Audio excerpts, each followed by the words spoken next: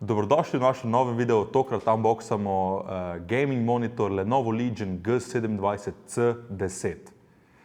Sam kje pa je? Žan? Ok, zdaj me je pokril, nima veze. Skratka, embalaža super enostavna, navadna cardboard škatla, na prednji pa na zadnji strani ena slika izdelka, ki je črno-bela, so šparali na embalaži, zato je lahko cena bolj privlačna. Je zelo cenovno ugoden gaming monitor, ki pa ima 165 Hz refresh rate, 27-inčen curved ekran in skratka bi moral biti res mašina. Je sicer resolucija 1920 na 1080 pikslov, kar ni največ, zdaj je v tem malo višjem cenovnem razredu standard 2.7K, ampak je cenovno ugoden in 165 Hz ni malo, tako da boste rabili kar mašino, da bo poganjala neke malo boljše game pri 165 Hz. No, skratka, dajmo odpreti zadevo, pa da vidimo, kako zakomplicirala so zadevo na notranjosti. Ok, tule je luknja, da vidim škarice, ker nismo našli olfa noža. Odpiram tu, odtegnemo noče navzdol. Ok, vse ne bo komplicirano, če sem ga zdaj zlomil. To je view, ko se škatla odpre. Ojebo. Ja, nisem preklinjal, tako da je še zmeraj family show.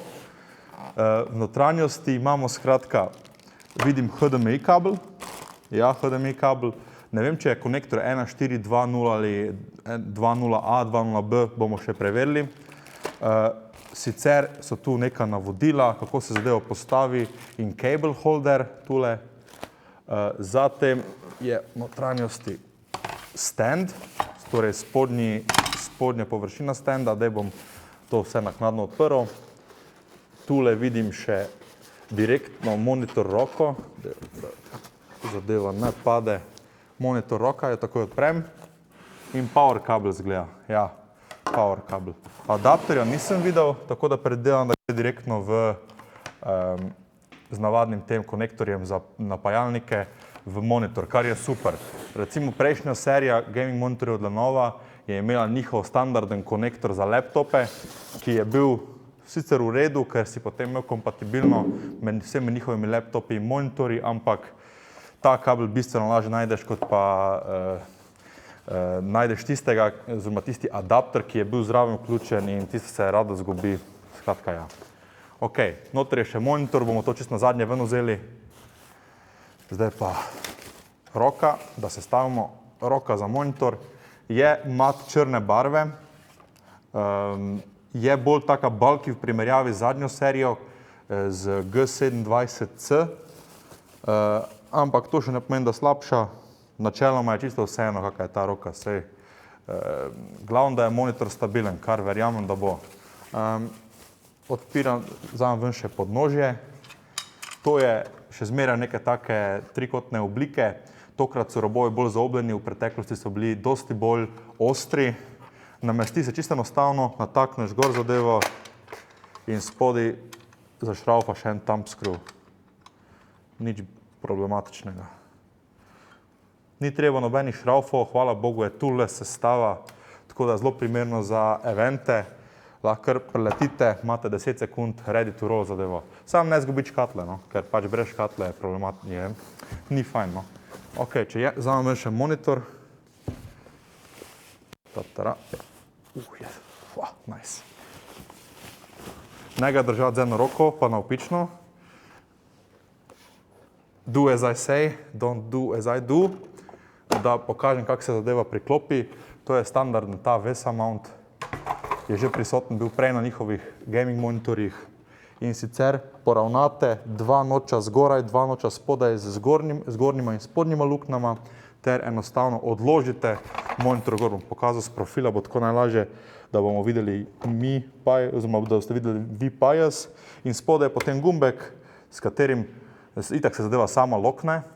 Potem pa, ko hočete unlockati in zadevo premakniti, ga porinete gor gumbek in zadeva fajn enostavno odleti dol. Super fajn je mehanizem za mountanje, dosti boljši kot neki šraufi, pa to, pa ono. To dan. Zadeva deluje. Monitor je, da umaknem to škatlo, ker mi jemlje plac. Skratka, monitor je nastavljiv po kotu, torej to, gor, dol, levo, desno. Tako da, če hočete gledati stvari pač malo bolj dol na monitor, ni noben problem.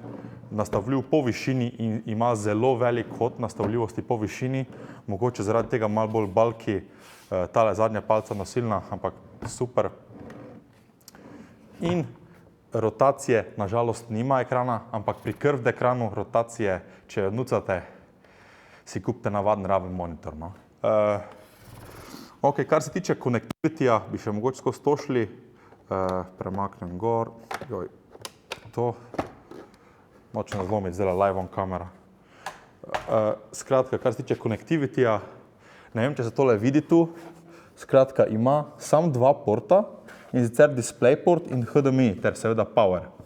Priložen v škatli je le HDMI, posledično predvidevam, da je to HDMI 2.0 konektor, ki lahko vozi skozi ta konektor 165 Hz pri Full HD-ju, sicer pač 1.4 standard tega ne omogoča.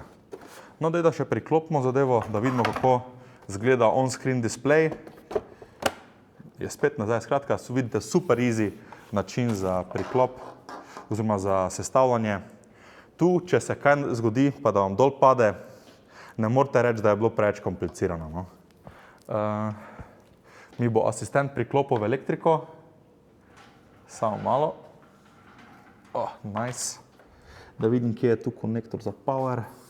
Saj sem ga malo prej videl. Tu, sam obrnjen. To je tako kot USB. Dvakrat boš napačno obrnil, tretje bo pa šlo. Sem ga prižgal pravkar.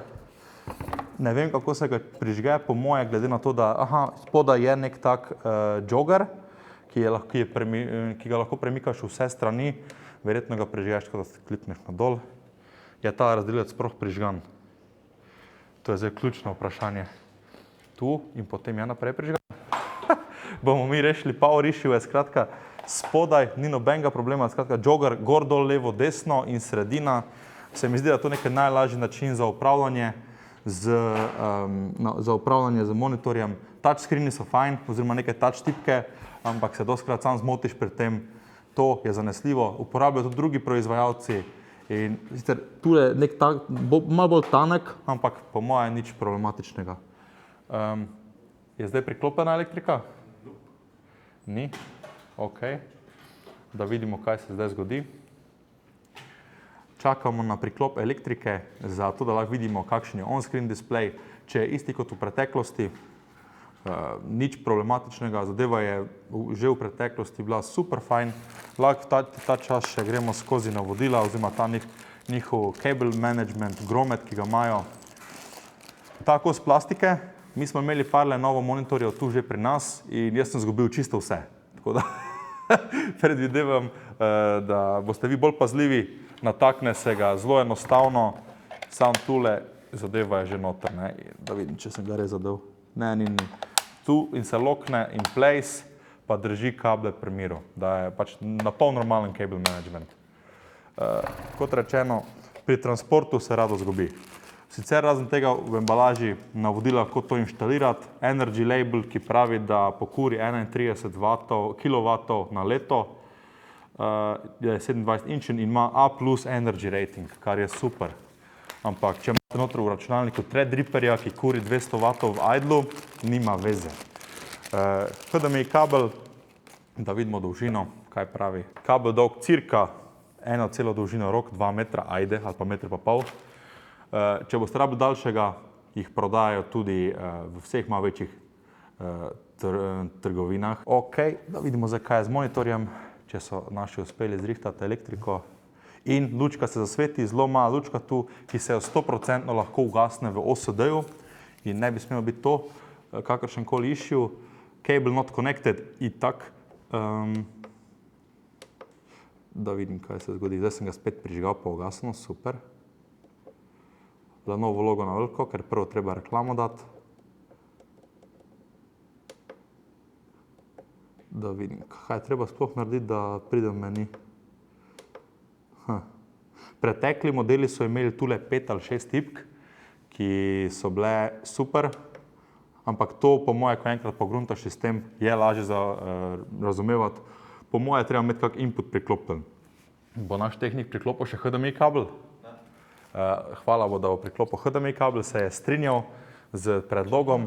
Tule je računalnik čist pri moji roki, priklopi HDMI kabelček, fajn in to je to. Super, nice. Ne rabimo OS-a, rabimo samo, da se boota v neki Windows, oziroma ne Windows, da se boota v nek BIOS ali nekaj. Da vidimo, če je to problem, ali sem pa jaz sam dump, čist možno.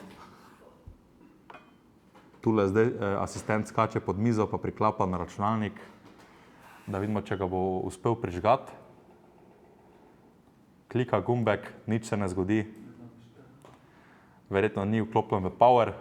Skratka, lep gaming monitor, ukrivljenost je precejšnja. Ne vem točno, tule nikjer ne piše, koliko je točna ukrivljenost. Zgleda, da precejšnja, zdaj lahko probam pogledati nekje pri specifikacijah. Tule na flyerju jih ni.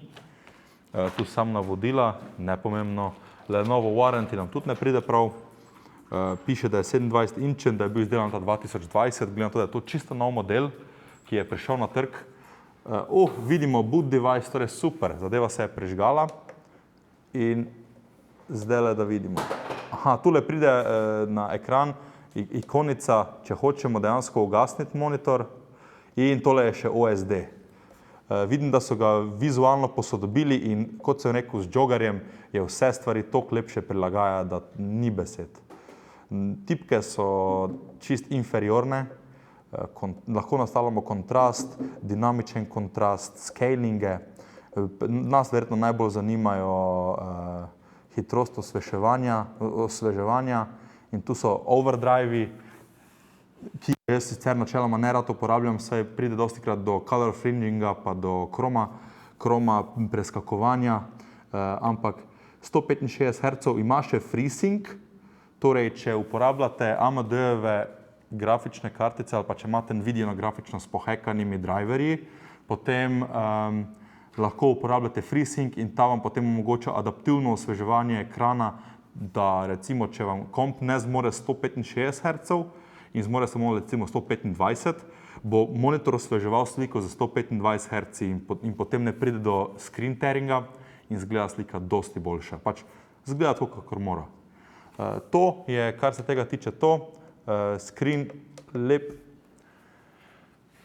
matte black, 1920 na 1080 je nekoliko nizka resolucija, moramo priznati, ampak, kot rečeno, je to relativno budget monitor z zelo visoko hitrostjo osveževanja, torej to je monitor za e-športne igralce, za e-športnike, ki jim je cilj igrati na njihovem najvišjem možnem nivoju in zato ne nucajo 4K resolucije, ampak nucajo več slikic na sekundo, da imajo več milisekund sliko nasprotnika na ekranu ali kakorkoli pa že, je to monitor za e-športne profesionalce oziroma nadobudne e-športne profesionalce. Z agresivno ceno verjamem, da je to dober purchase in to je to. Lepo vam hvala za ogled tega unboxinga. Se vidimo kmalu.